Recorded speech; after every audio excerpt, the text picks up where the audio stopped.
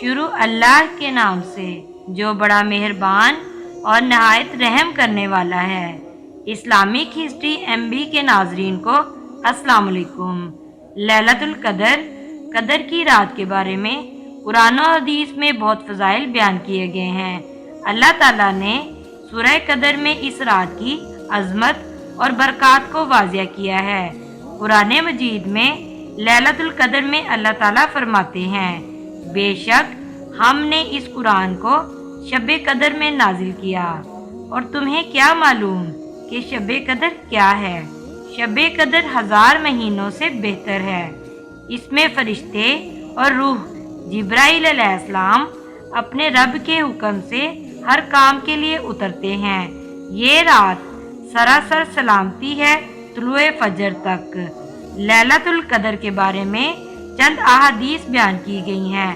لیلۃ القدر کو آخری عشرے میں تلاش کرو۔ رسول اللہ صلی اللہ علیہ وآلہ وسلم نے فرمایا، لیلۃ القدر کو رمضان کے آخری عشرے کی طاق راتوں میں تلاش کرو۔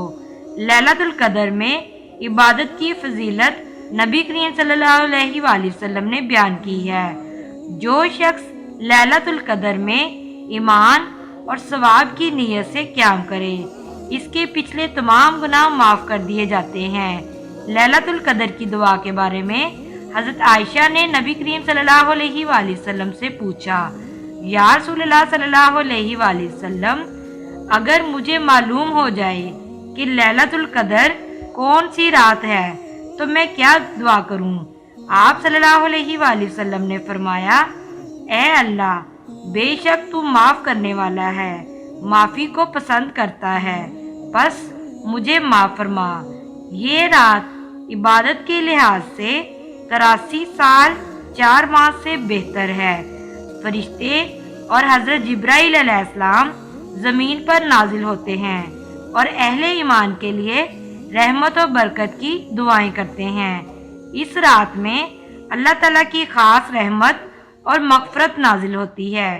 اس لیے ہمیں چاہیے کہ رمضان کے آخری عشرے میں خاص طور پر عبادت، دعا، استغفار اور ذکر و اذکار کا اہتمام کریں تاکہ اس بابرکت رات کی فضیلت حاصل کر سکیں۔ امید ہے کہ آج کی ویڈیو آپ کو پسند آئی ہو۔ ویڈیو پسند آئی ہو تو ویڈیو کو لائک اور شیئر ضرور کریں اور بیل آئیکن ضرور پریس کریں تاکہ ہر نئی آنے والی ویڈیو کا نوٹیفیکیشن آپ کو بر وقت مل سکے۔ اس طرح کی اسلامی ویڈیوز دیکھنے کے لیے ہمارے چینل کو ضرور سبسکرائب کر لیں۔ جزاک اللہ۔